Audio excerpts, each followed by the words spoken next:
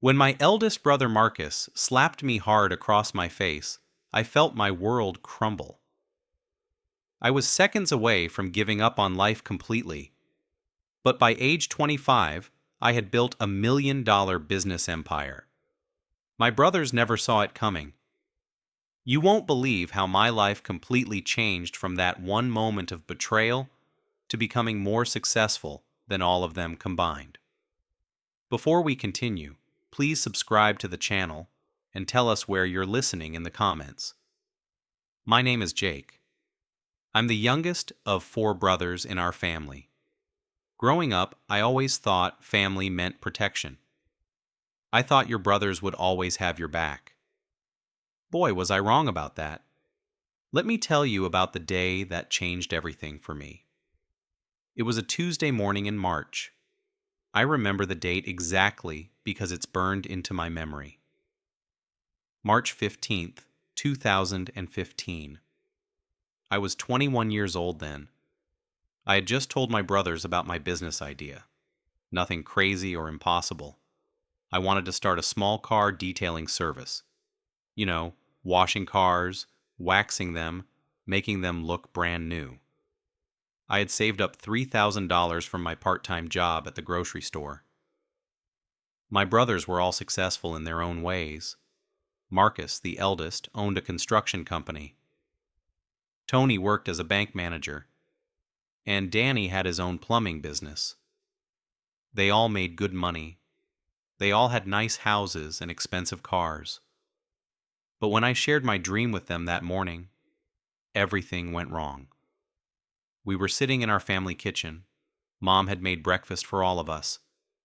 The smell of bacon was still in the air. I was excited to tell them my plan. Marcus looked at me like I was stupid. Tony started laughing before I even finished explaining. Danny shook his head and called me a dreamer. But I kept talking anyway. I told them how I had researched the market, how I had found the perfect location to rent, how I had calculated all the costs.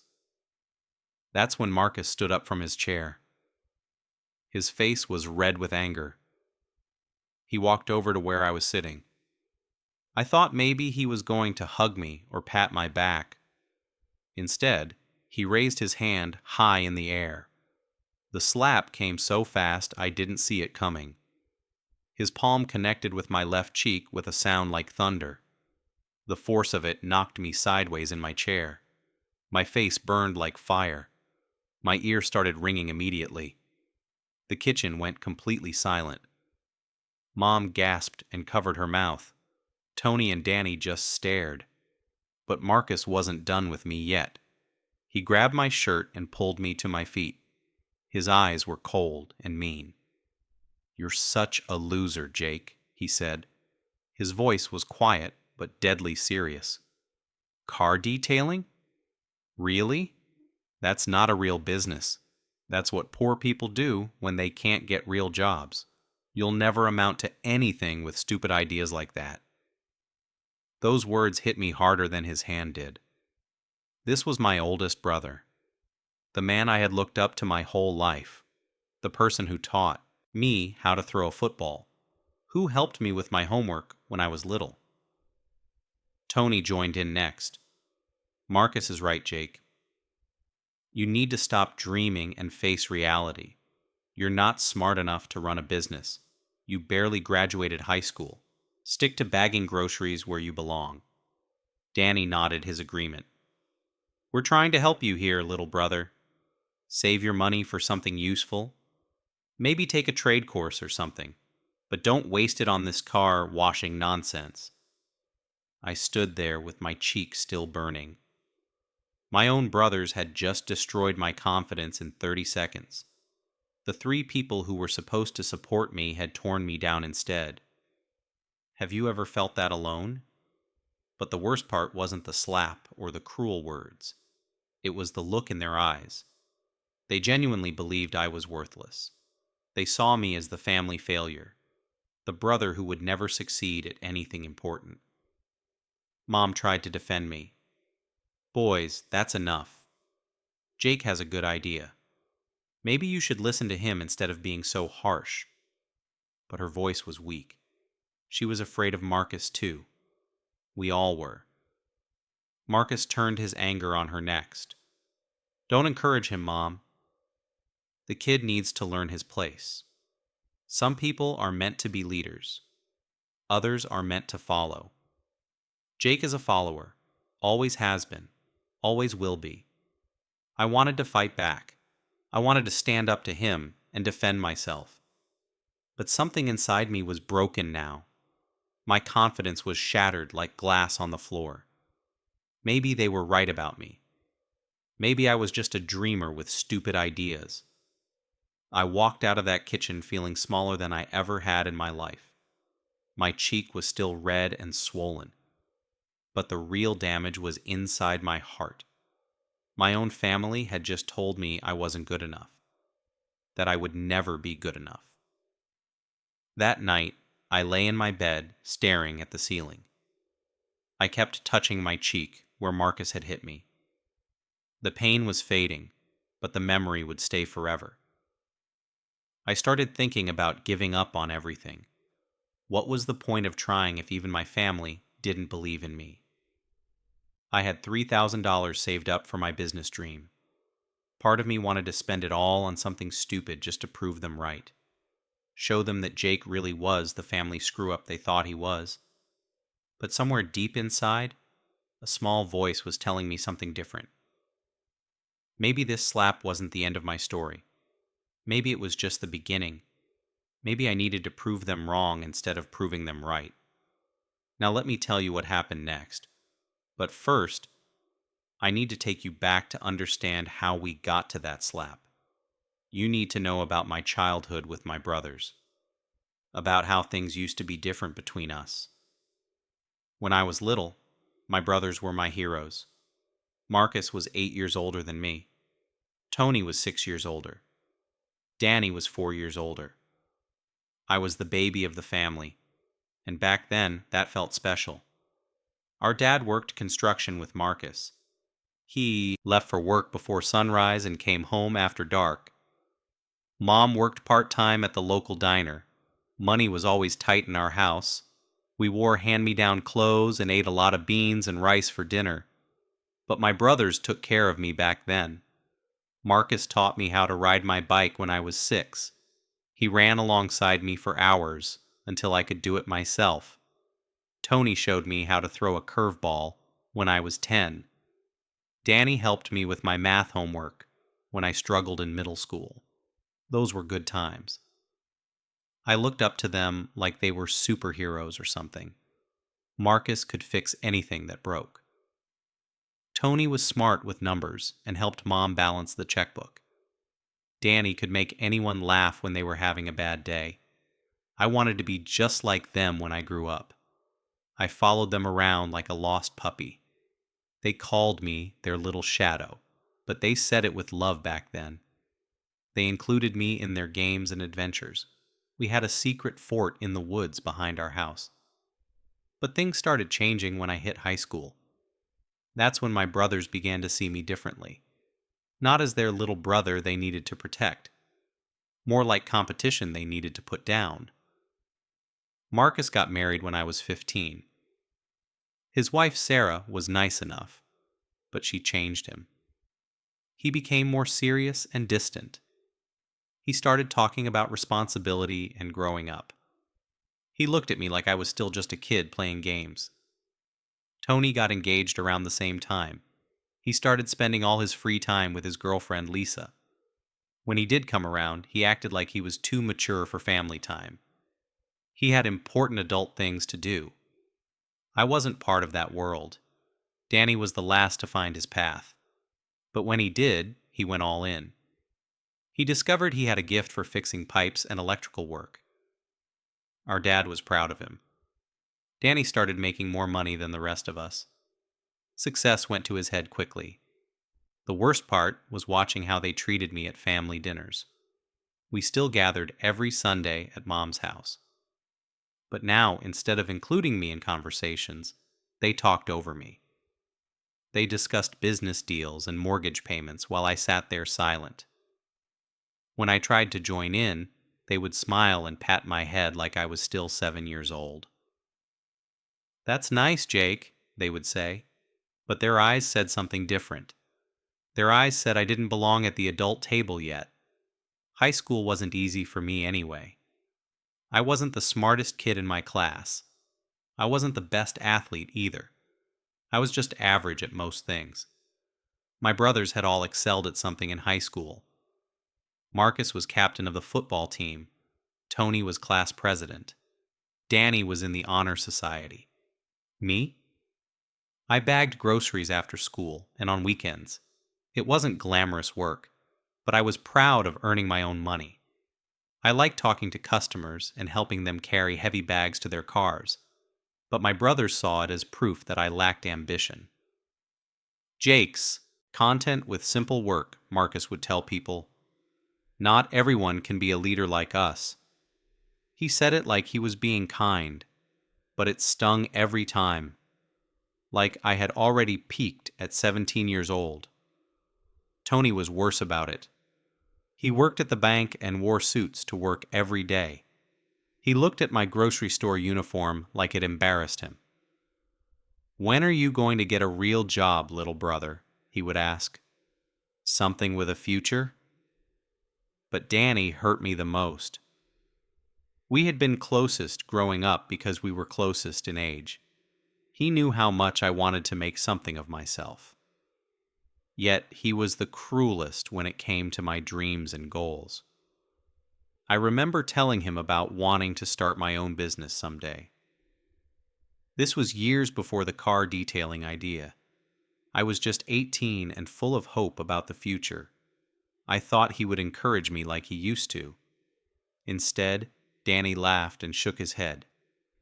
"Jake, you barely graduated high school. Business owners need to be smart about money and planning. Maybe you should focus on finding a steady job with benefits instead of chasing impossible dreams." That conversation changed something in me. For the first time, I realized my brothers didn't believe in me anymore. Maybe they never really had. Maybe they had just been nice to me because I was little and harmless. The family dynamic got worse as they became more successful. Marcus's construction company grew bigger. Tony got promoted at the bank. Danny's plumbing business took off after he got a contract with a local apartment complex. Meanwhile, I was still bagging groceries and living at home with Mom. They all had their own places now.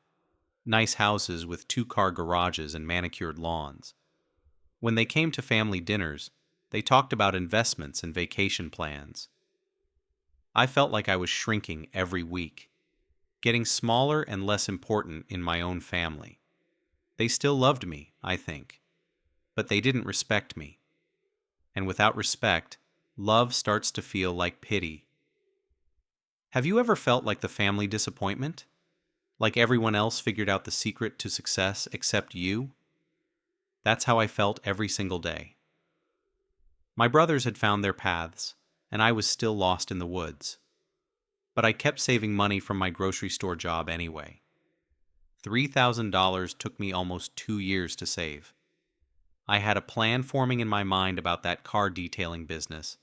I thought maybe, just maybe, my brothers would be proud of me for having a real business idea. Here's where things took a turn. You already heard about that slap from Marcus. But let me tell you about everything else that happened that morning. The slap was just the beginning of how my brothers destroyed me that day.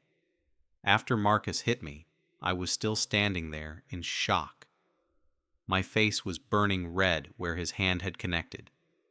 The kitchen was dead silent except for the sound of Mom crying softly in the corner. But my brothers weren't finished with me yet.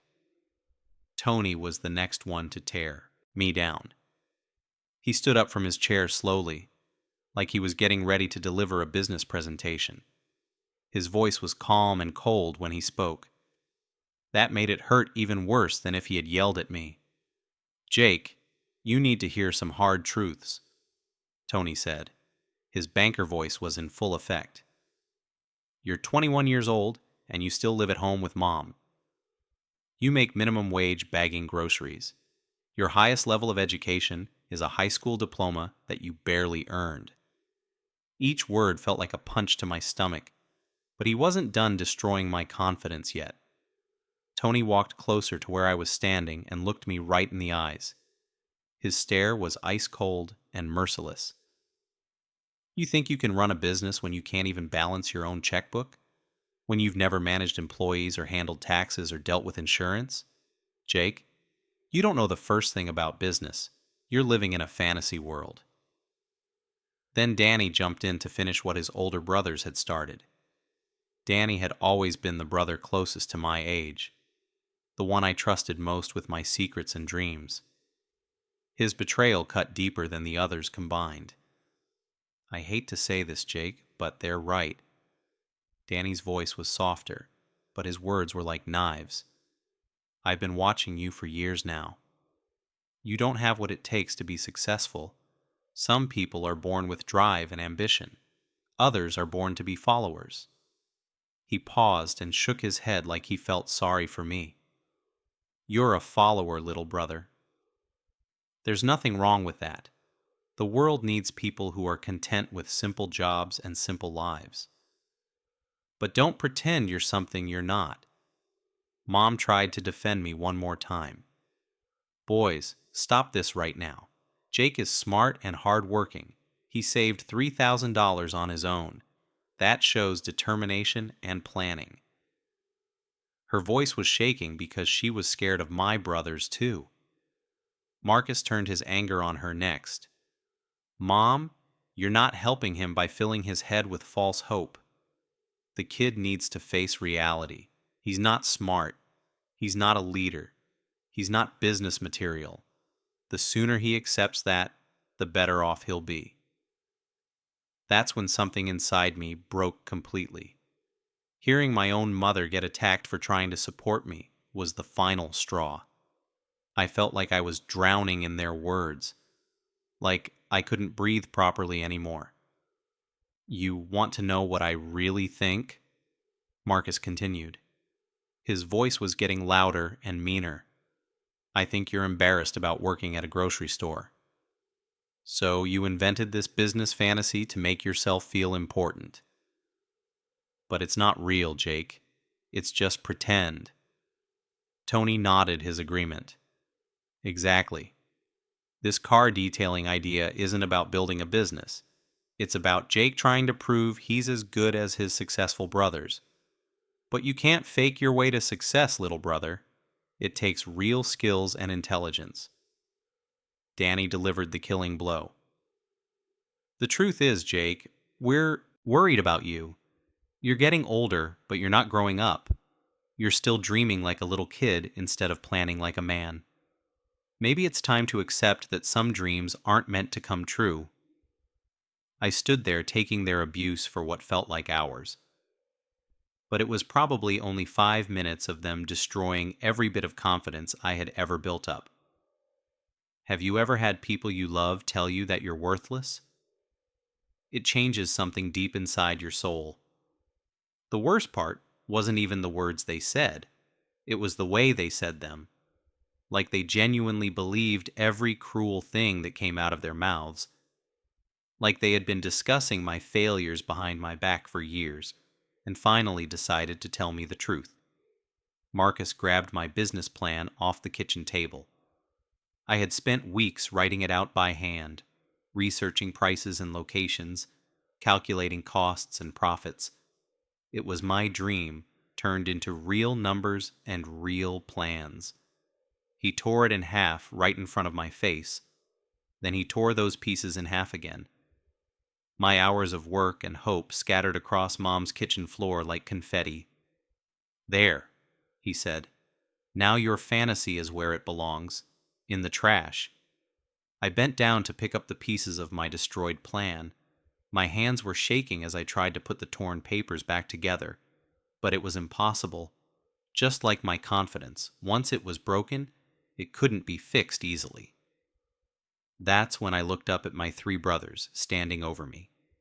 These were the men who had taught me to ride a bike and throw a baseball.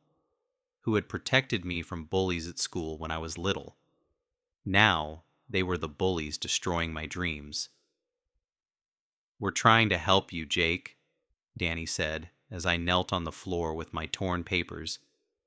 "Sometimes love means telling someone hard truths they don't want to hear. We love you too much to let you waste your money on something that will fail." But their love felt like hate to me. Their help felt like destruction. Their hard truths felt like lies designed to keep me small and powerless. I gathered up the pieces of my business plan and walked out of that kitchen feeling like a ghost. That night, I sat in my bedroom staring at those torn pieces of paper. I tried to tape them back together, but they would never be the same. Just like my relationship with my brothers would never be the same after that morning. I started thinking thoughts that scared me. Dark thoughts about giving up completely. About disappearing and never having to face their judgment again. I was seconds away from making a decision that would have ended everything for me. But something stopped me at the last moment. Let me tell you about that night when I came closer to giving up than I ever want to admit. It was the darkest point of my entire life. The night when I almost made a decision that would have ended everything. After my brothers destroyed me that morning, I went to work at the grocery store like nothing had happened. I put on my uniform and smiled at customers. I bagged their groceries and helped them to their cars. But inside, I was dying a little more with each hour. My coworkers could tell something was wrong. Mrs. Peterson, the store manager, asked me 3 times if I was okay. "You seem different today, Jake," she said. "Like the light went out of your eyes or something." I just told her I was tired. But tired wasn't the right word. I was broken. Completely shattered into pieces that I didn't know how to put back together. Have you ever felt so worthless that you wondered why you were even taking up space on this earth? I got home around 9 that evening. Mom was waiting for me in the kitchen. She had made my favorite dinner, meatloaf and mashed potatoes, but I couldn't eat a single bite. The food tasted like cardboard in my mouth. "Jake, honey, I'm so sorry about this morning," Mom said. Her eyes were red from crying. "Your brothers were wrong to treat you that way. You have a good business idea. Don't let them steal your dreams." But her words felt empty to me now. I went up to my room and sat on my bed staring at those torn pieces of my business plan. I had tried to tape them back together, but they looked pathetic. Like a child's art project that fell apart. Just like everything else in my life. That's when the dark thoughts started creeping in. Maybe my brothers were right about me. Maybe I really was a loser who would never amount to anything. Maybe the world would be better off without another failure taking up space. I started thinking about all the ways I had disappointed everyone. My dad, who died when I was 17, never got to see me graduate college because I didn't go. My mom, who worked double shifts to support me while I bagged groceries at 21. The worst part was thinking about my brothers. They had all found success and made something of themselves.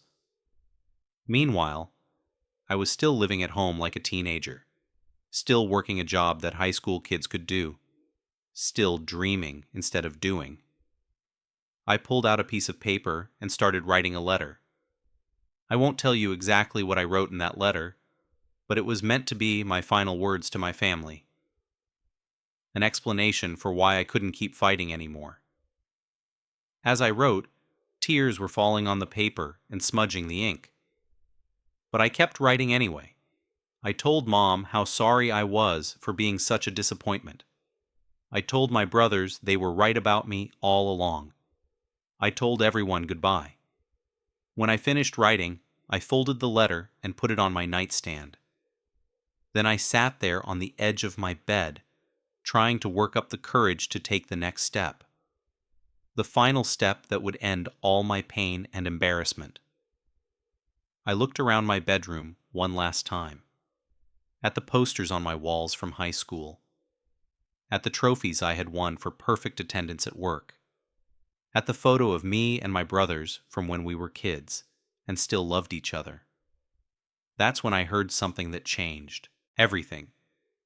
It was Mom downstairs in the kitchen, talking on the phone with her sister, my Aunt Linda, who lived in California. Mom thought I couldn't hear her, but sound travels in our old house. "I'm so worried about Jake," Mom was saying. Her voice was breaking with emotion. "His brothers were so cruel to him today. They destroyed his confidence completely. I've never seen him look so defeated and hopeless." Then she said something that hit me like lightning. "You know what, Linda? Jake reminds me so much of your father when he was young. Everyone told Grandpa he was crazy for wanting to start his own farm. But he proved them all wrong and built something beautiful." I had never heard that story about my grandfather before. Mom's dad had died before I was born, but I knew he had owned a successful farm. I never knew that people had doubted him and told him he would fail. "Jake has that same fire in his eyes that Grandpa had," Mom continued. "He just needs someone to believe in him instead of tearing him down. I believe in him, even if his brothers don't. I know he's going to surprise everyone someday." Hearing my mom defend me when she thought I couldn't hear her changed something fundamental inside me. Here was someone who genuinely believed I could succeed. Someone who saw potential in me that I couldn't see in myself anymore. But more than that, I realized something important about my grandfather's story. He had faced doubt and criticism just like I was facing.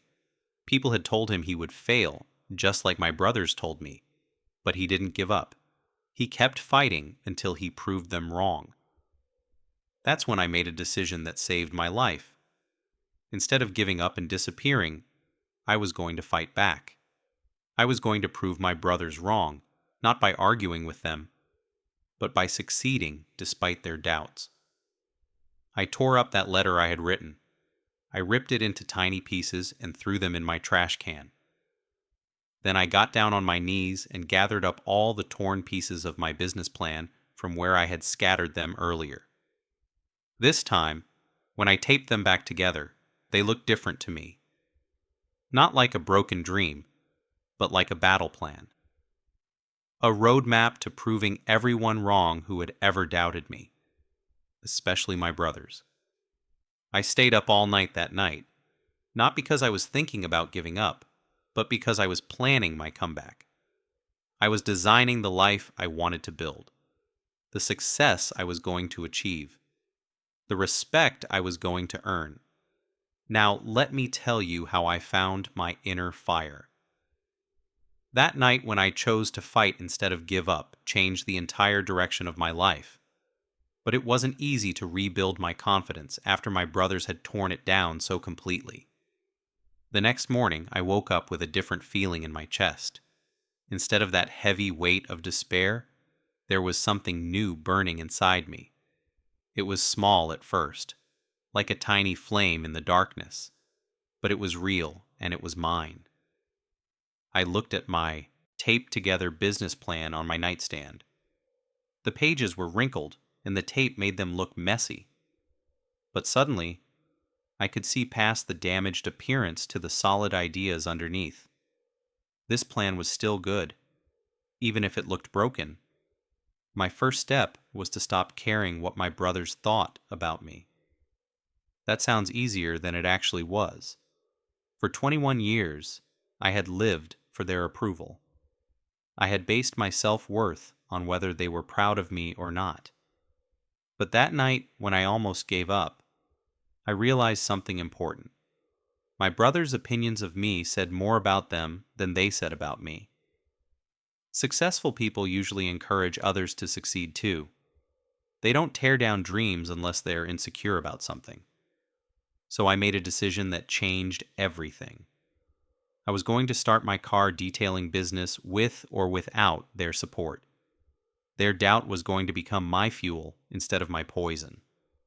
Every time they laughed at me, I would use that energy to work harder. The next day, I went back to work at the grocery store with a completely different attitude. Instead of feeling embarrassed about my job, I started seeing it as research for my future business. I watched how the store manager handled customers, how she dealt with problems, how she made decisions. Mrs. Peterson noticed the change in me immediately. "Jake, you seem different today," she said during my lunch break. "Like you've got some kind of purpose now."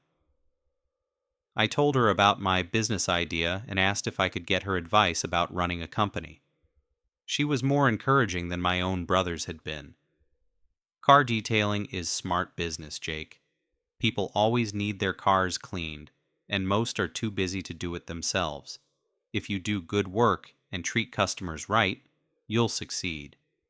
That afternoon, I started making a list of everything I needed to learn before starting my business. How to get a business license, how to buy insurance, how to find the right location, how to purchase supplies at wholesale prices.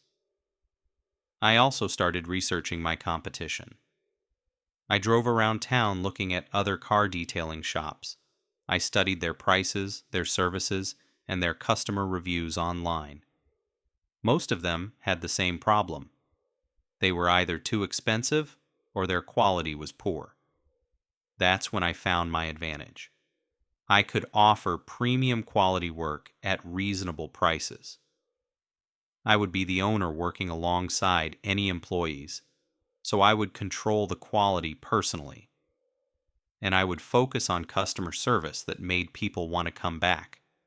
I spent my evenings after work writing out detailed plans, not just the business stuff, but the personal stuff too.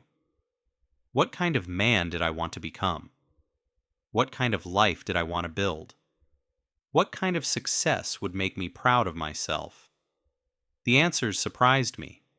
I didn't want to become rich just to show off to my brothers. I wanted to build something meaningful that helped people. I wanted to create jobs for other people who needed opportunities. I wanted to prove that determination mattered more than family connections.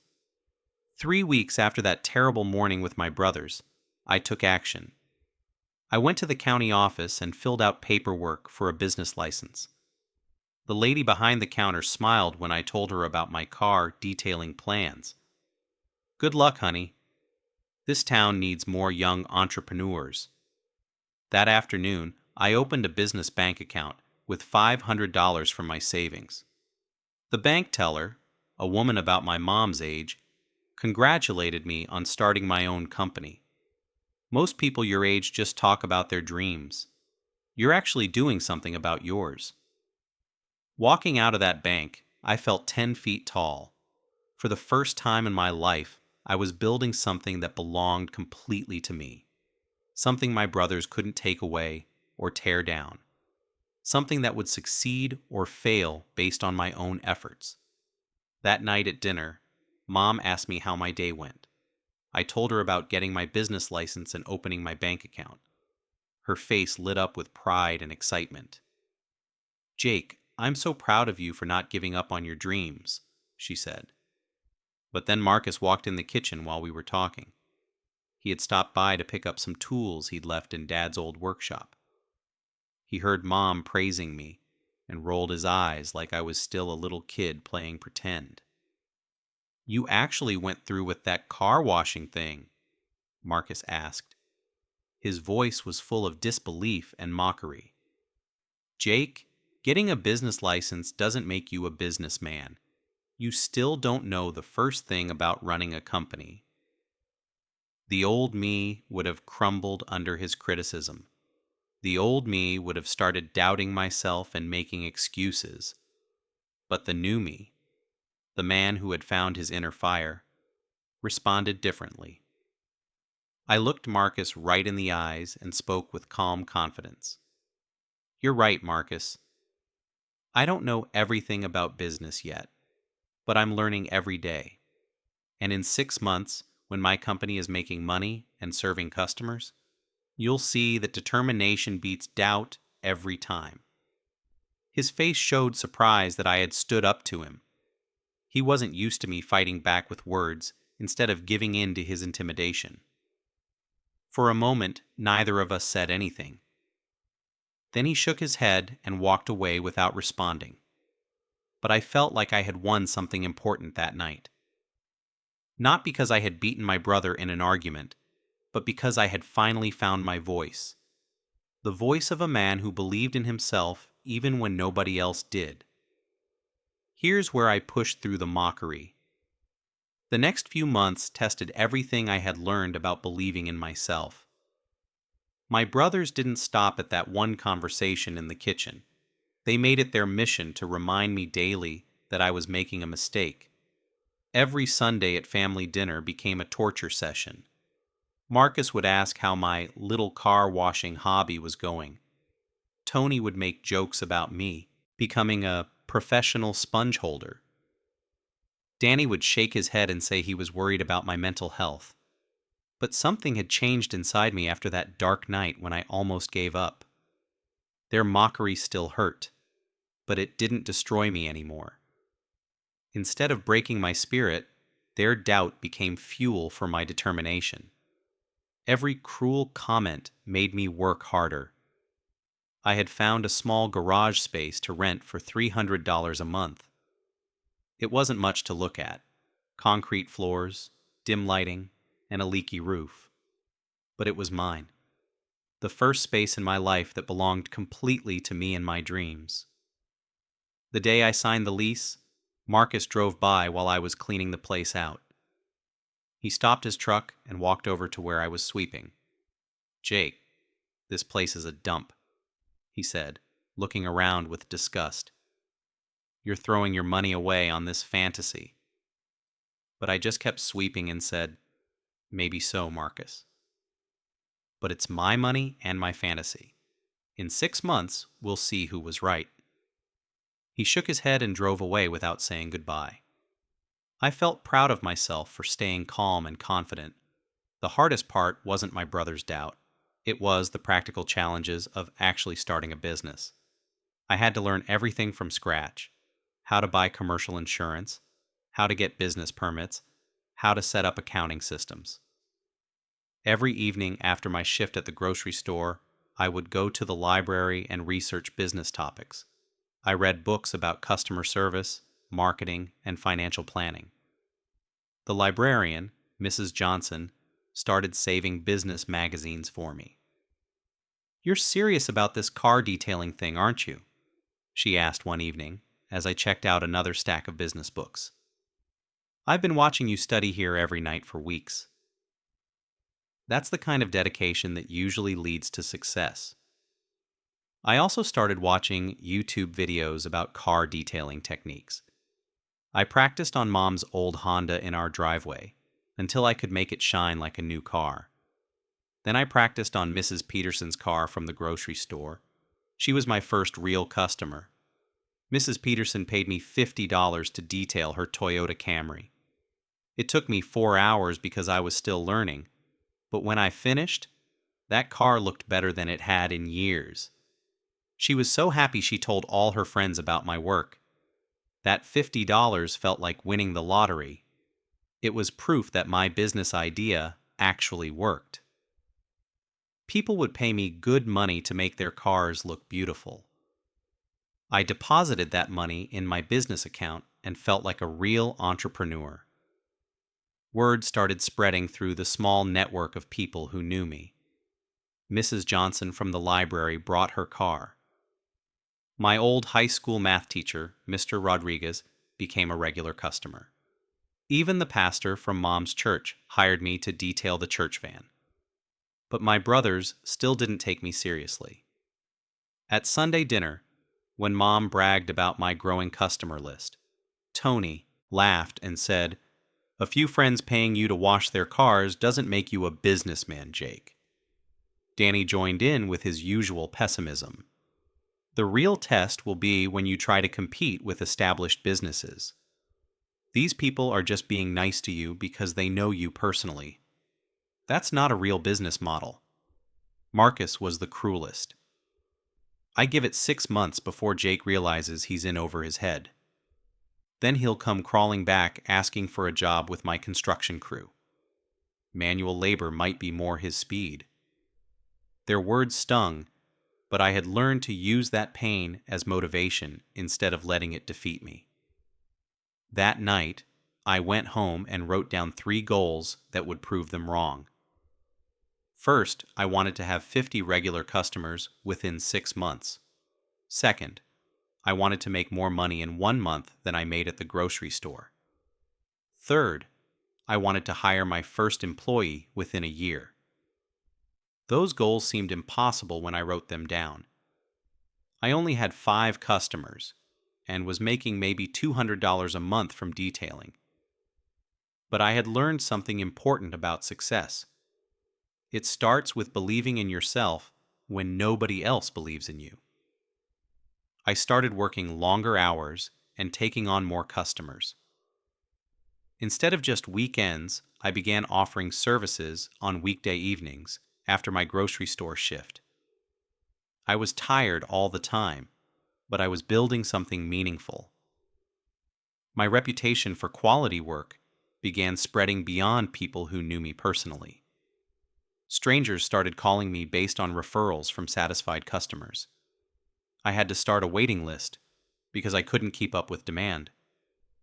One evening, I was finishing a job at a customer's house when I saw Marcus drive by slowly.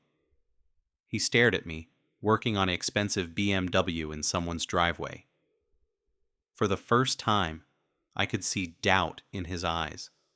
Not doubt about me, but doubt about his own judgment. The next Sunday at dinner, he didn't make any jokes about my car washing hobby. When Mom mentioned that I was booked solid for the next 3 weeks, Marcus just nodded quietly.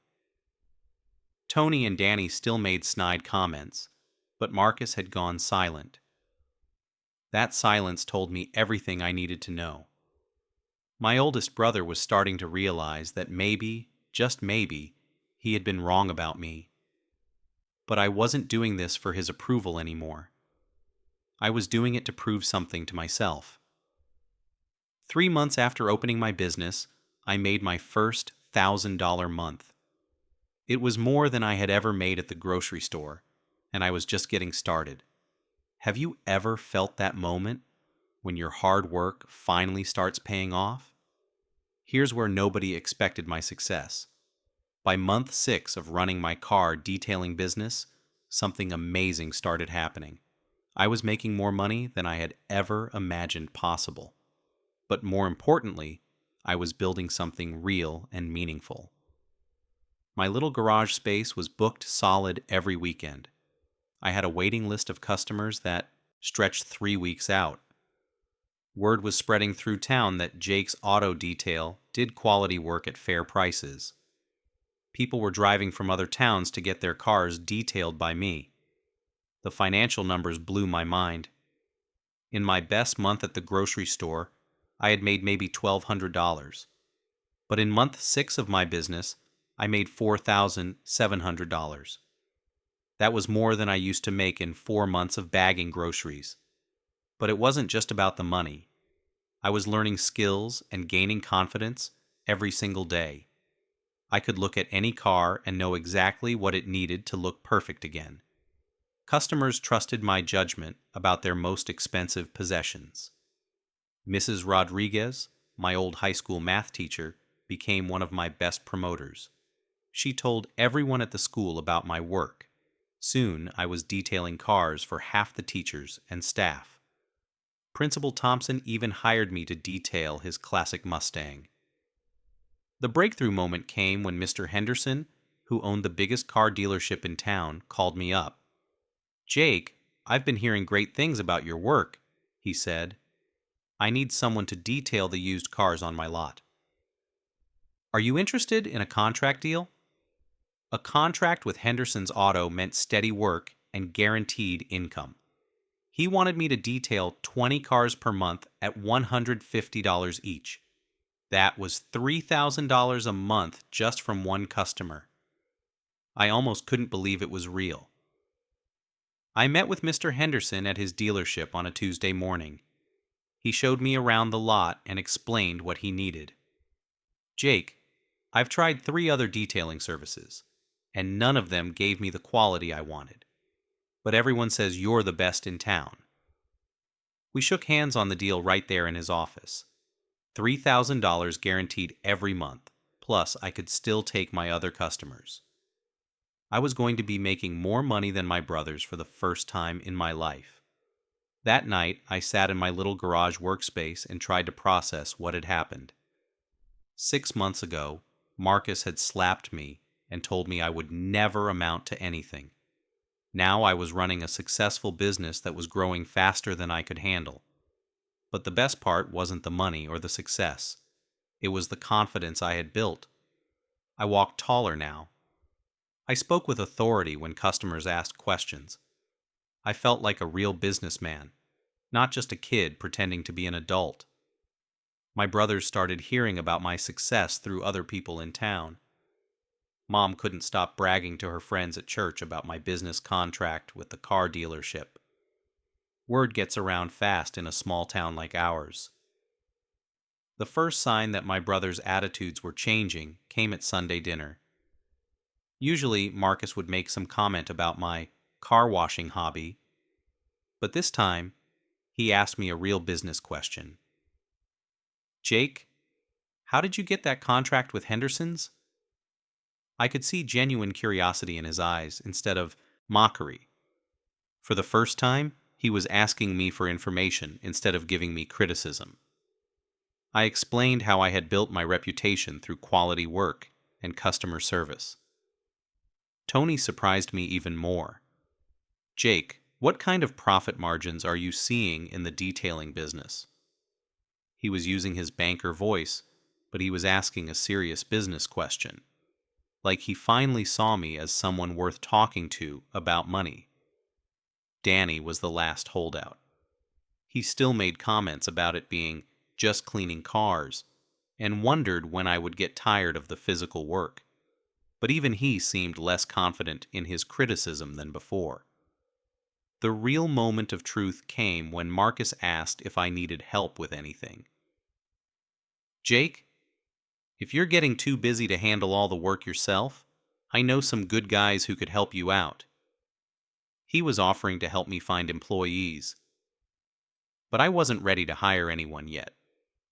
I was still learning and growing the business carefully. Every decision I made was teaching me something new about being an entrepreneur. I wanted to understand every part of my business before I trusted it to someone else. The success felt incredible, but it also felt fragile, like it could disappear if I stopped working hard or made bad decisions. I was making good money, but I knew I needed to be smart about planning for the future. I started saving a percentage of every dollar I made, not just for business expenses, but for growth opportunities. I wanted to buy better equipment, maybe rent a bigger workspace, possibly even hire help when the time was right.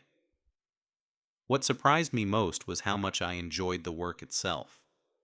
Every car was a puzzle to solve. How to get those water spots off the paint. How to make that faded plastic trim look new again. How to remove pet hair from cloth seats. Customers appreciated the attention to detail and care I put into their cars. They would walk around their vehicles when I finished and point out things that looked better than when they bought the car. That pride in craftsmanship felt amazing. But the sweetest part of my success was the quiet satisfaction of proving my brothers wrong. Not in a mean way, but in a way that showed them I had been right to believe in myself all along. I wasn't doing this to show off or get revenge. I was building something meaningful that would last. Something that gave me purpose and pride every single day. Something that proved dreams could come true if you worked hard enough for them. By the end of that 6th month, I had served over 200 customers. I had a waiting list, a major contract, and enough confidence to expand my services. My brothers were finally starting to see what I had seen all along. But the real shock was still coming. 8 months after I started my business, something happened that changed everything between me and my brothers. It was a moment I'll never forget because it showed me just how wrong they had been about me all along. I was working late one evening at my garage, detailing a luxury Mercedes for one of my regular customers. The job was taking longer than usual because the customer wanted ceramic coating applied, which was a premium service I had recently learned to offer. Around 7 in the evening, I heard someone knocking on my garage door. I opened it to find Marcus standing there with a strange look on his face. Not his usual confident expression, but something I had never seen before. He looked almost embarrassed. "Jake, can I talk to you for a minute?" he asked. His voice was different too, quieter and more respectful than usual. I invited him inside my workspace, curious about what he wanted to discuss. He walked around my garage slowly, looking at my equipment and supplies. Professional-grade polishers, high-end cleaning products, ceramic coating kits that cost hundreds of dollars each. This wasn't the amateur operation he had expected to find. "Jake, I heard something today that I needed to ask you about," Marcus said. He was having trouble looking me in the eyes. "Tommy Henderson told me you're making more money than any of us brothers. Is that true?" The question caught me off guard. I had been so focused on building my business that I hadn't really compared my income to theirs. But when I thought about it, Marcus was probably right. I was averaging $6,000 a month now, sometimes more. "I don't know what you guys make, Marcus," I said honestly. "But yes, the business is doing really well. Better than I ever expected when I started." I could see shock in his eyes as I confirmed what he had heard. Then Marcus did something that surprised me even more. He sat down on an old chair in my garage and put his head in his hands. "Jake, I owe you an apology," he said quietly. "A big one. We were wrong about you. Really wrong." This was the same man who had slapped me 8 months earlier. The brother who had torn up my business plan and called me a failure. Now he was sitting in my successful business, apologizing for not believing in me. "I talked to Henderson today about getting a contract for some construction work at his dealership," Marcus continued. "He spent 10 minutes telling me how impressive you are, how professional and reliable, how you're the best detailer he's ever worked with." The respect in Henderson's voice when he talked about me had clearly shocked Marcus. Here was a successful businessman praising his little brother's work ethic and business skills. The brother he had written off as a dreamer and a failure. "Then I drove by here and saw all these expensive cars parked outside," Marcus said, gesturing toward the Mercedes I was working on. "BMWs, Audis, that Tesla you detailed last week. These aren't charity cases, Jake. These are successful people paying you good money for premium services." I could see him processing the reality of what I had built. This wasn't the hobby business he had imagined. It was a legitimate, profitable company that was growing every month. I had waiting lists and premium clients and business contracts. "The truth is, Jake, I was jealous," Marcus admitted. "When you talked about starting your own business, it reminded me that I never had the guts to do it myself. I work for other people. I always have. But you actually went out and built something from nothing." His honesty surprised me. I had never thought about my brothers being jealous of anything I did. They had always seemed so confident and successful compared to me. But Marcus was showing me a different side of the story. "Tony and Danny feel the same way," Marcus continued. "We were talking about it after Sunday dinner last week. We realized we've been watching you build something amazing while we kept trying to tear you down. That's not what brothers should do." I stood there listening to him apologize, and trying to process how much had changed in 8 months. When I started this business, I had desperately wanted their approval and support. Now I realized I didn't need it anymore. "Marcus, I appreciate you saying that," I told him, "but I'm not doing this business to prove anything to you guys anymore. I'm doing it because I love the work and I'm good at it. The success is nice, but the satisfaction is better." He nodded like he understood what I meant. "That's what makes it even more impressive, Jake. You found something you're passionate about and turned it into a career. Most people never find that combination." We talked for another hour in my garage while I finished the Mercedes. Marcus asked intelligent questions about my business model, my growth plans, and my biggest challenges. For the first time in years, he was treating me like an equal. When I finished the job and the customer picked up his car, Marcus watched the whole interaction. He saw how the customer inspected the work, nodded with satisfaction, and handed me a $300 payment plus a $50 tip. "Jake, that customer just paid you more for one car than I make some days in construction," Marcus said with amazement, and he looked happy to do it. "You've built something really special here." As Marcus was leaving that night, he turned back to me one more time. "Jake, I know I can't take back the things I said or the way I treated you, but I want you to know that I'm proud of you. Really proud. You're the successful entrepreneur in this family." Those words meant more to me than any amount of money I could make, not because I needed his approval, but because it showed how much I had grown. The scared kid who got slapped 8 months ago had become a confident businessman. Now I had to decide what kind of relationship I wanted with my brothers going forward. Marcus's apology was genuine, and I could see real change in how he viewed me. But 8 months of success had taught me something important about respect. It has to be earned, not just given. The following Sunday at family dinner, all 3 of my brothers showed up with different attitudes than I had ever seen before. Tony brought me a bottle of expensive wine to congratulate me on my business success. Danny asked detailed questions about my growth plans, like he actually cared about the answers.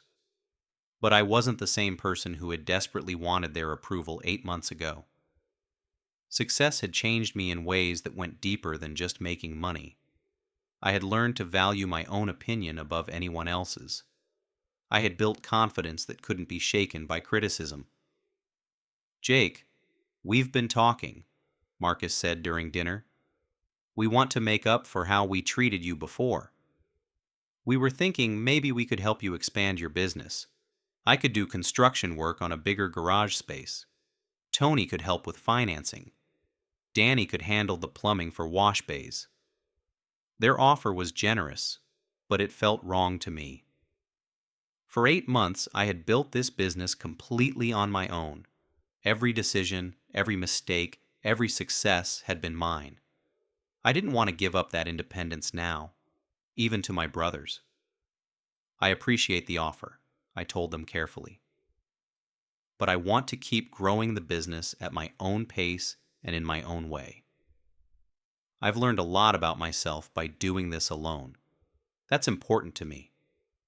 I could see confusion in their faces. They expected me to jump at their help, especially after years of wanting their support. But I had discovered something powerful about building success on your own terms. It meant more than success built with someone else's help. Tony seemed hurt by my response. "Jake, we're trying to show you that we believe in you now. We want to be part of your success story." His banker instincts were probably telling him that my business was a good investment opportunity. "But where were you when I needed you to believe in me?" I asked. Not with anger, but with calm honesty. "When I was struggling to get my first customers, you were laughing at me. When I was learning everything from scratch, you were telling people I would fail." The kitchen went quiet. Mom looked uncomfortable, but I needed to say these things. My brothers needed to understand that respect and support can't be turned on and off like a light switch based on someone's success level. I'm grateful for your apologies, I continued, and I forgive you for not believing in me. But I've learned to believe in myself now. That's more valuable than anything you could have given me back then. Danny tried a different approach. Jake, we get it. We messed up as brothers. But family should stick together, especially when there's success to share. We could build something really big together now. That's when I realized the most important thing I needed to tell them. The success isn't what matters most to me anymore, I said. What matters is that I built something meaningful with my own hands and my own ideas. I proved to myself that I could do it. Marcus looked genuinely confused. But Jake, if you don't want our help, what do you want from us going forward? It was a fair question that deserved an honest answer. I want us to be brothers again, I told him. Real brothers who respect each other. Not older brothers who think they know what's best for the younger one. And not a younger brother who needs approval from his elders. Just 4 men who happen to be related and care about each other. The conversation that followed was different from any we had ever had as adults. Instead of them talking down to me or me looking up to them, we were talking as equals. They asked about my business not because they wanted to take it over, but because they were genuinely curious. I told them about my plans to hire my first employee soon, about the commercial accounts I was pursuing, about the new services I was learning to offer. They listened without trying to give me advice or tell me what I should do differently. But I also set clear boundaries about what I expected going forward. If you want to be part of my life, you need to respect my decisions, I told them. That means no more jokes about my work, no more suggestions about what I should do instead, no more treating me like the little brother who doesn't know anything. Tony nodded seriously. That's fair, Jake. We haven't earned the right to give you advice about business. You've proven you know what you're doing better than we gave you credit for. And if I ever do want your help with something, I'll ask for it, I added. But it will be my choice, not something you push on me because you think I need it. The most important boundary I set was about respect. I need you to understand that my worth as a person isn't based on how much money I make or how successful my business becomes, I explained. I'm valuable because I'm your brother and because I'm a good man who works hard and treats people right. Marcus reached across the table and shook my hand. Deal, he said. You've earned our respect, Jake. Not just because of your success, but because of how you've handled everything we put you through. That night, driving home from dinner, I felt something I had never experienced before with my brothers. Peace. Not the desperate need for their approval, but the calm satisfaction of mutual respect between equals. For the first time in my life, I felt like we could actually be brothers. 2 years have passed since that Sunday dinner, when I set clear boundaries with my family. Looking back now, I can see how much everything has changed for the better. My car detailing business has grown beyond anything I imagined that first day when Marcus slapped me. I now have 3 full-time employees, a modern facility with 6 service bays, and contracts with 4 car dealerships in town. Last month, I made more money than I used to make in a full year at the grocery store.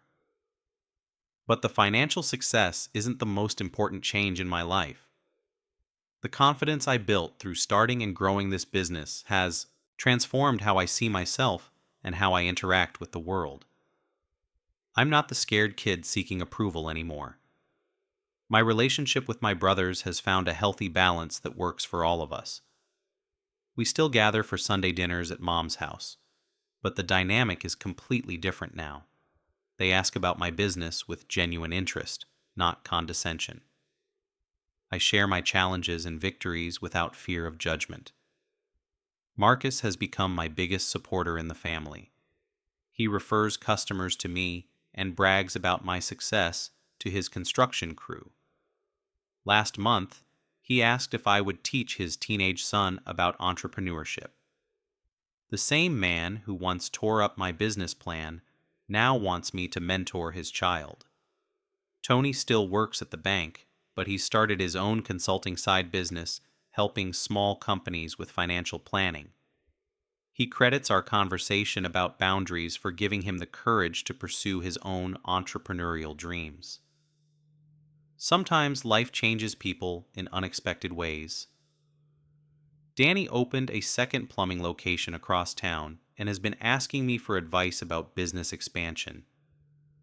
The brother who once called me a dreamer now comes to me for practical business guidance. We've become actual peers in the business world. But the biggest change is in how I handle relationships outside my family, too. I've learned to set healthy boundaries with customers, employees, and friends. I no longer say yes to everything just to avoid disappointing people. I've discovered the power of protecting my time and energy. The lessons I learned during those dark months when my brothers doubted me have shaped how I run my business. I remember what it felt like to have my dreams mocked, so I make sure to encourage my employees when they share their own goals and aspirations. When my first employee, Sarah, told me she wanted to start her own bookkeeping business on the side, I helped her set up her first clients instead of feeling threatened by her ambition.